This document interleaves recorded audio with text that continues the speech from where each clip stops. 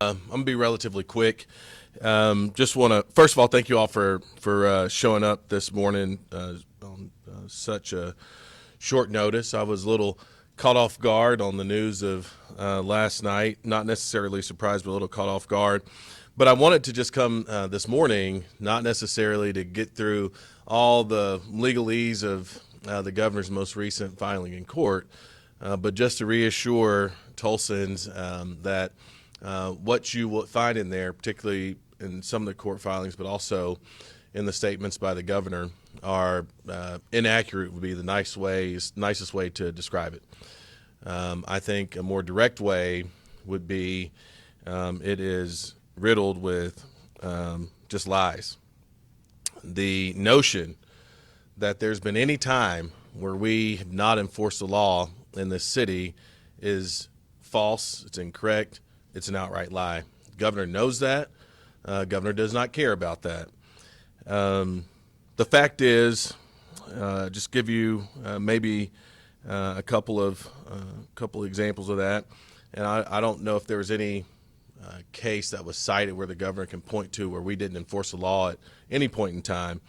But I'm just going to give you a snapshot from just Operation Ceasefire over the last 8 weeks is a good snapshot of what it looks like to enforce the law in a city.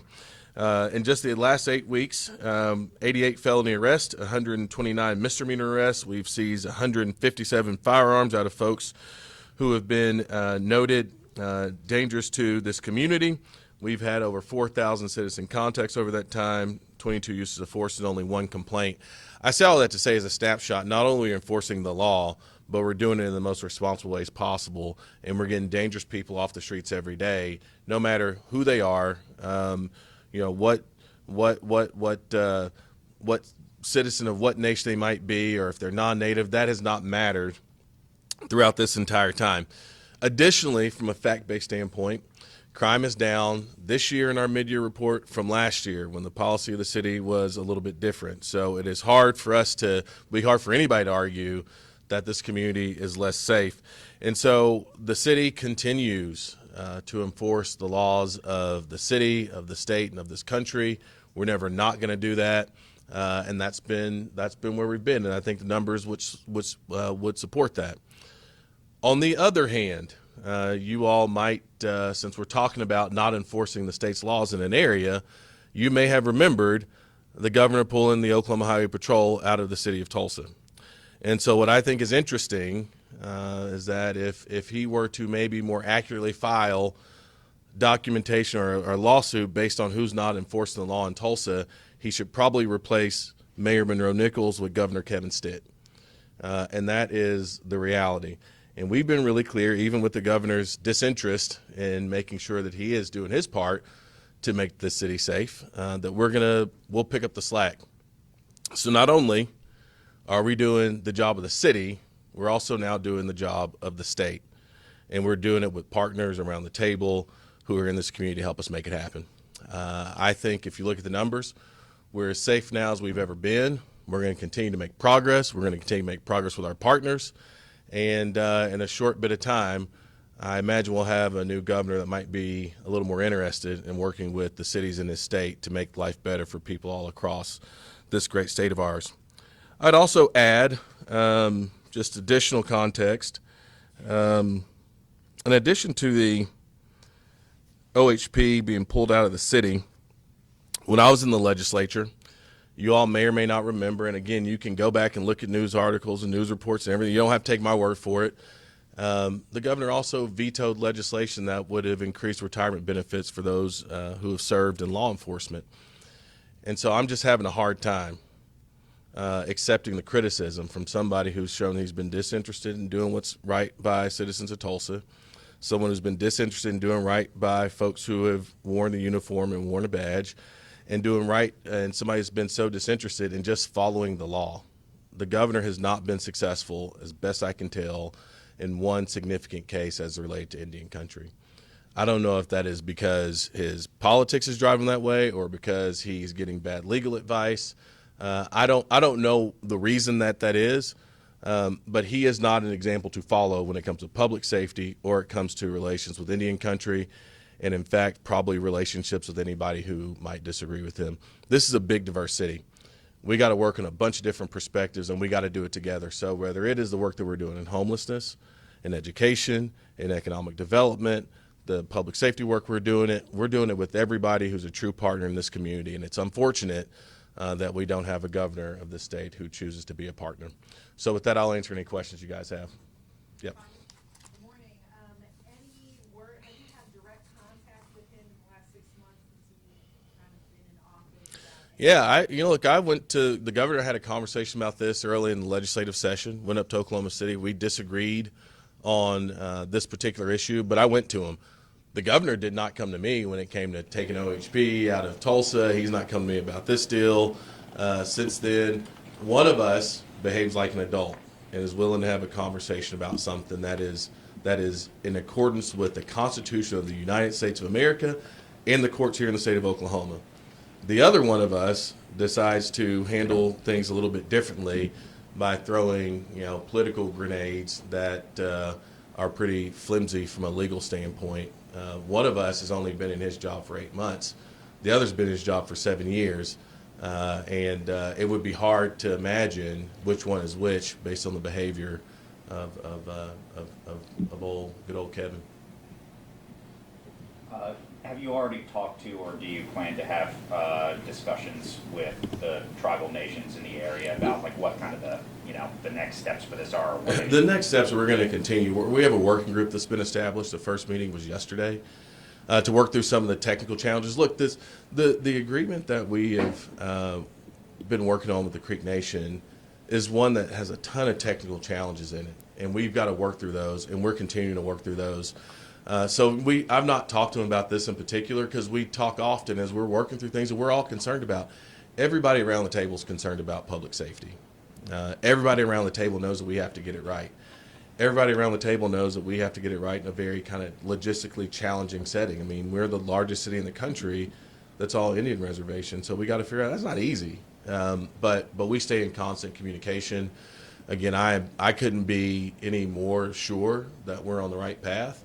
But I also know that there's a lot of things we got to work out. So I've not talked to anybody since last night, but it's also because we feel like we're on a good path, and just because the governor has his newest, latest, and greatest idea of how to try to get in the way of progress, didn't make me pick up the phone and worry anybody about it last night or this morning. I apologize if I put this plainly, but between the lawsuit and this agreement, I got to ask, are Tulsa police going to enforce the law? We've always enforced the law. That's not a question. It's not a real question. And that's the thing that everybody has to understand. There's never been a time where we're making a decision to enforce the law or not. It is the Tulsa Police Department. They enforce the law. The biggest job we have here is public safety. There's never been a time where enforcing the law was not part of the calculus.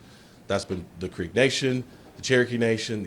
Everybody knows that we have to enforce the law and is very much aligned on that has to be priority number one. The question on the table is who prosecutes who based on the crime that they committed. That's all that we're talking about here. So there's never been a time. That's why it's so dangerous to listen to somebody who will say anything to try to win a political battle. The law gets enforced. And if Kevin Stitt doesn't think that, he can ask his brother. His brother is at the center of one of these cases. His brother's been the one trying to matriculate this all the way to Supreme Court. His brother got a ticket after that. His brother's last ticket has been processed and he's been held accountable. The governor knows we enforce the law here. And if he's unaware of that, maybe a family reunion or a Thanksgiving dinner can remind him that in Tulsa, Oklahoma, we enforce the law, even if your last name is Stitt. Emery, did you have anything? Do you know anything about? You guys kind of look alike. It's just. Emery? Yeah. I'll defer to the dean. Does that mean you're not going to ask a question then?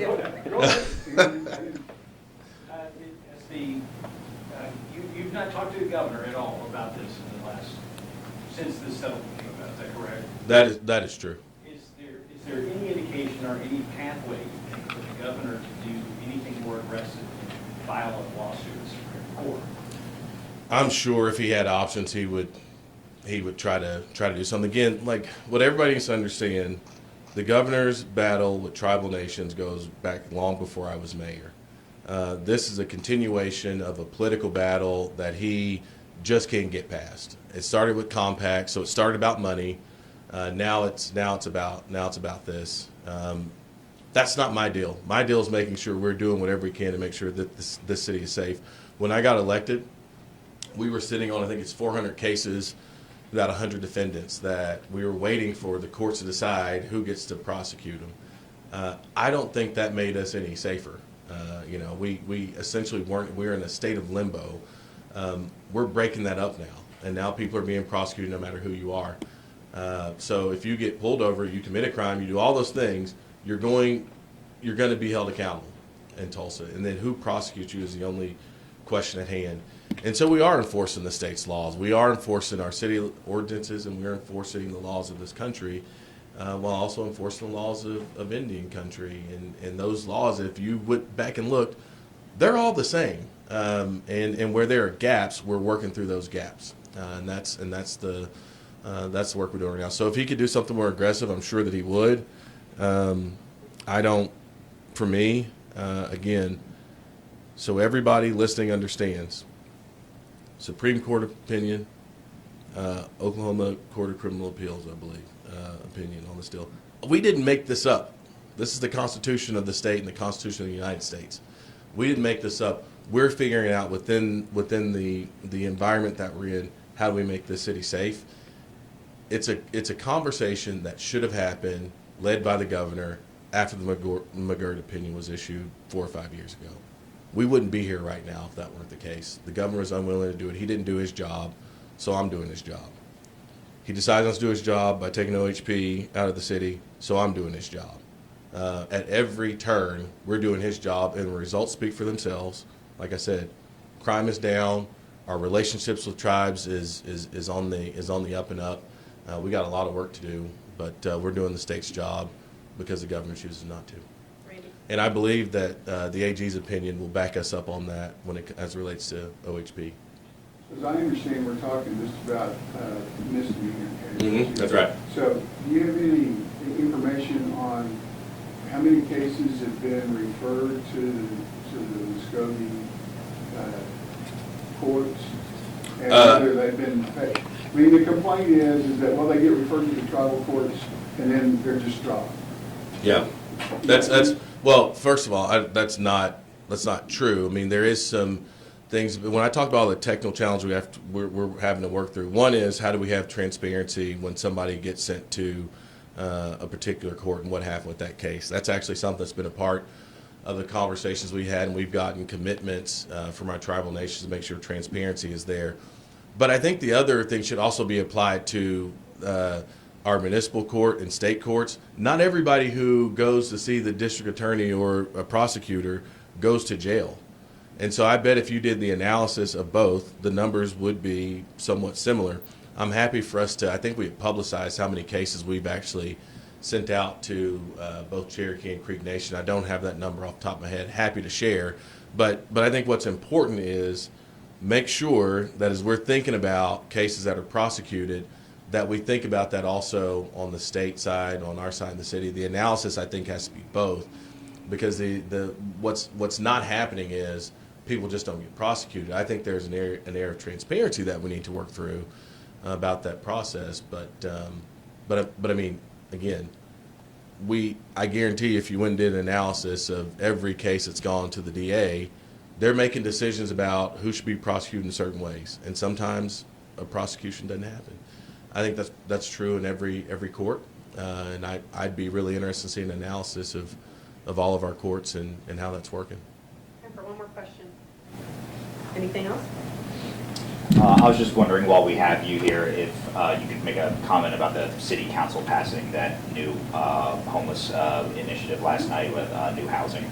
Yeah, I was really proud. I mean, look, it's a piece of a lot of things we have to do, but it's 300 folks who we're going to work to house and support, right? That's where that money is going to be going to. I got to say, I hate to bring it up, but this is another big issue. And I know there was a news story where the governor took this tribal agreement and said, this is the reason why homelessness exists in Tulsa and public safety and all this kind of stuff, which is really interesting. So I'm like, well, the guy actually must never ever drive across the state. But Governor 2 years ago got rid of the state's interagency council on homelessness. We just voted last night here in Tulsa 9-0 to work to house and support 300 people, and we're going to continue that work down the road. Again, we're just solving problems that we don't worry about the politics of it. We're just solving problems out in front of us. And so whether that is homelessness, public safety, education, economic development, we're just solving problems. We're doing it with our partners. I'm really proud of the council. I'm really proud of the partnership. And it's helping us on our pathway to get to functional zero by 2030. And I'm really excited about that. I thanked the counselors yesterday. These things aren't easy, but when you have good leaders in a building, and we got 9 folks who are really passionate downstairs, I think they showed this community and frankly the state that not only can we do big things, but we can do hard things. I'm really proud of all 9 of them. Cool. Thank you, guys.